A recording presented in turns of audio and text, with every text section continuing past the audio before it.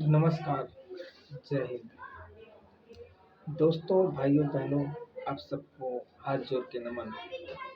जय बाबा साहब। दोस्तों, देश को बचाने का एक रास्ता है और वो एक रास्ता यही है, क्रिकेट मैच फिल्मी दुनिया कुछ दिन के लिए दूर कर दिया जाए। क्योंकि ये दोनों चीज़ बंद होते हुए युवा तुरंत रोड पे आएंगे और अपने रोजी रोटी के पीछे दौड़ेंगे। आज हमारे देश में जो कुछ हो रहा है, उसका कारण, उसका मतलब समझिए। ये मैं बार-बार क्यों आपको डिस्टर्ब कर रहा हूँ, इसके लिए क्षमा चाहता हूँ। लेकिन जो कोई भी आप ही सोचिए कि अगर जिनसे आज़ादी मिली अंग्रेज़ों से अगर दोबारा लेना होता, तो वो क्या करेंगे? जो आज हो रहा है, ये वो खुद करते और यही वो खुद करते नहीं, बल्कि वही करवा भी रहे हैं। दोस्तों, किसी को भी देश के प्रति आँख बंद करके भरोसा नहीं करना चाहिए और मैं ये बार-बार ये बात कह रहा हूँ, क्योंकि देश का आज जो सबसे बड़ा लीडर है, वो सैकड़ों हत्या करके, हज़ारों हत्या करके यहाँ तक पहुँचा है। आप अगर चाहें तो साम मीरा एक यूट्यूबर हैं, साम मीरा मतलब मीडिया सोशल मीडिया है, उनसे जानकारी लीजिए, समझिए। लेकिन वो साफ-साफ नहीं बताएँगे कि जो देश में हत्याएँ चल रही हैं, इसका कारण क्या है। तो विश्वास कीजिए, ये जो 2 वोट के वोटर हैं जो पूरे देश में फैले हुए हैं, ये उन्हीं के बच्चे हैं जिनकी जनसंख्या 20, 25, 30 लाख होगा लगभग। और वही लोग हर जगह बँटकर हर प्रकार से धांधड़बाज़ी फैला रहे हैं। तो हम यही कहना चाहते हैं कि विश्व रिकॉर्ड बनाने के लिए राम जी का दीपक जलाने से नहीं होगा। अगर विश्व रिकॉर्ड देश को बनाना है, तो देश को उस लायक बनाइए, उस स्टैंडिंग का बनाइए। सोचिए आप कि गुजरात में 1 जनवरी नया साल कहीं नहीं मनता, केवल पूरे देश में मनाया जाता है। लेकिन उसके बावजूद भी गुजरात से अनगिनत व्यक्ति सन 2013 से लेके अब तक लाखों के तादाद में विदेश भाग चुके हैं। क्योंकि वो जानते हैं कि 10, 15, 20 साल में फिर से अंग्रेज ब्रिटिश यहाँ हुकूमत करेगा और मोदी उन्हीं के बैठाए लोगों में से एक है। अमित शाह उन्हीं में से एक है। ये 1975 में जिस समय इंदिरा गांधी ने आपातकालीन डाला था, उस समय आरएसएस का यह अच्छा लीडर था। और जब इसे केशु भाई पटेल हेरा फेरी में हटाएं इसको लगभग 1999 में, तब उस समय ये गुजरात से डायरेक्ट इंग्लैंड गया, इंग्लैंड से अमेरिका गया और अमेरिका से अटल बिहारी वाजपेयी लेके आए गुजरात। मतलब दिल्ली लेके आए, दिल्ली से डायरेक्ट गुजरात दिल्ली मतलब मुख्यमंत्री बनाकर भेज दिए। और ये उसको इसीलिए भेजा गया था ताकि विश्व हिंदू परिषद और बजरंग दल के लोग धरना दंगा फसाद करें, जिससे हिंदू हृदय सम्राट का नाम इन्हें मिल जाए। आज जो कुछ हो रहा है देश में, ये केवल एक मुखौटा है कि मोदी जी कर रहे हैं, लेकिन हकीकत मोदी जी के पीछे देखिए। आपके पीछे अगर मोदी जी हैं, तो मोदी जी के पीछे जो लोग हैं, वो लोग इनसे करवा रहे हैं, केवल कठपुतली ही नाच रहे हैं। हकीकत में तो कुछ हकीकत और है। आप हमारा वीडियो नौजवान एकता मिशन चैनल जब देखते हैं, तो इसमें आप देखेंगे तो कई वीडियो हमारा ऐसा है जिसमें परछाई है, खुद का रूप नहीं है।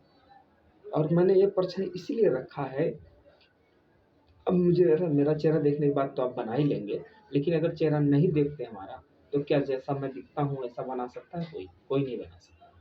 इसी तरह अंग्रेज छिपे हुए हैं। आप समझते हैं कछुआ खरगोश की कहानी में कि कछुआ जीत जाता है, खरगोश हार जाता है क्योंकि खरगोश सो जाता है। लेकिन ये कहानी आप सुन रहे हैं, लेकिन कहानी के अंदर जो लोग काम कर रहे हैं, उसके पीछे ये रहस्य है कि जैसे हमारे बच्चे हीरो बने, फिल्मी दुनिया बने, क्रिकेट मैच में जाएँ और उसके बाद नशा पत्ती करें, मतलब कि जितना भी फटाक से वे लखपति और करोड़पति, अरबपति बन सकते हैं, वो रास्ता खरगोश का है।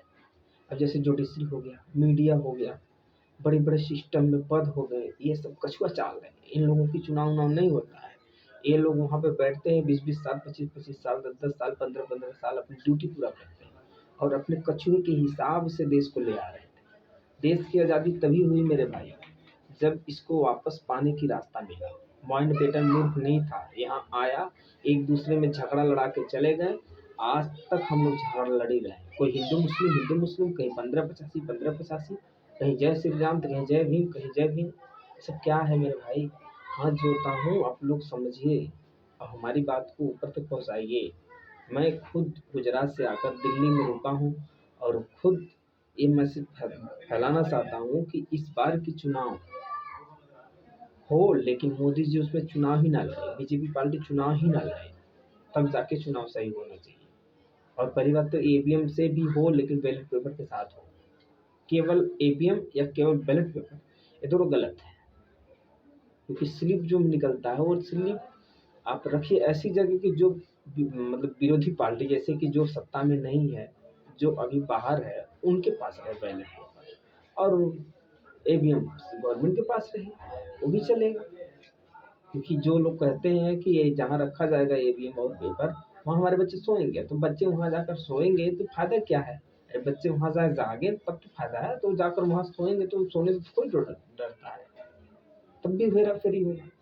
और जिनके साथ अंग्रेज है, पहले आप सोचिए, सन 2001 में यह सरकार बना जबरदस्ती, सन 2002 में नरसंहार हुआ गुजरात में, बल्कि एक भी बार कोर्ट बुलाकर मोदी जी से नहीं पूछा कि जब हत्या हो रहे थे तो आप कहाँ थे। उल्टा जो जो एविडेंस दिए उनको जेल में डाल दिया गया, उन्हें आज भी परेशान किया जा रहा है, किसी को न्याय नहीं मिला। समझिए इस बात को, भारत में जो ब्राह्मण पूरी तरह से अपना गणित का किताब नहीं ले सकते, वो इतने बड़े देश को मूर्ख नहीं बना सकते। विश्वास कीजिए, ये ब्रिटिश लोग हैं, हम लोगों को जिंदा बेच दें, इससे अच्छा है खुद को बचा लें।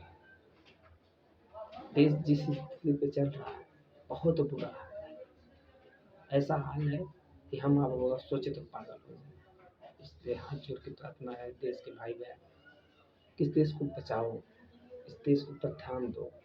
नहीं, एक बार अगर ये देश गुलाम हो गया तो हजारों साल तक इस देश को कोई आज़ाद करने वाला पैदा नहीं होगा, क्योंकि ना ही इतना व्यवस्था होगा, ना ही इतना रास्ता होगा।